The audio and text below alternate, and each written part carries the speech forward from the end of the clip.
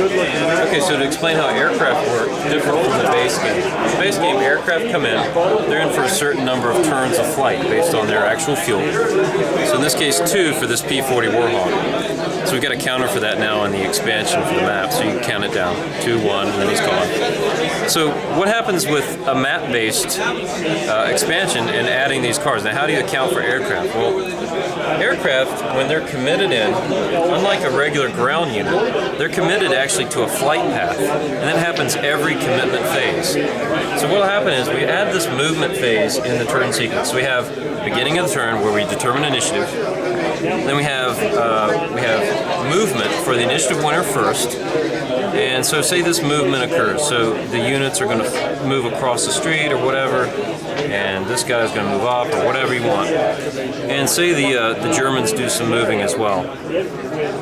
The key is the initiative winner does it first, then the opposing player.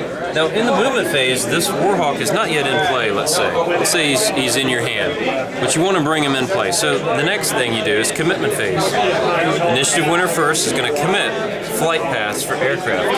A flight path is a straight line path over the map. So in that case, this Warhawk could fly over any straight line path orthogonal on the map. So for example, I might fly across right here or right here. Either way, so the way you commit a flight path is you just place it at the edge of the map. So that indicates that your Warhawk is coming in on its first turn of flight on that flight path. That means he has to fly straight across the map. In that flight path, he can target one additional unit, or one unit, have one target. So it's important because the movement is happening and then the flight paths occur. So in the movement phase, essentially, he's flying around maybe for another pass as his turns of flight count down because of fuel. And then you do another flight path.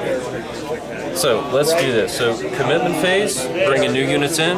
So let's say we had a new Panzerschreck team that comes in here at the reserves entry point. And let's say the U.S. doesn't have any commitment.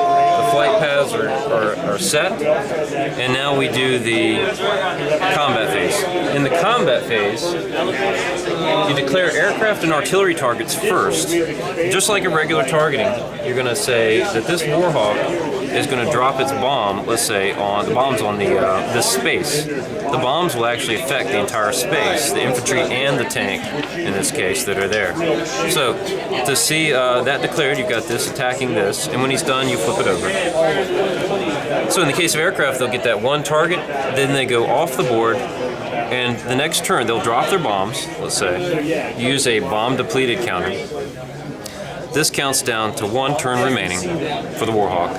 And in the movement phase, he's coming back around for another pass.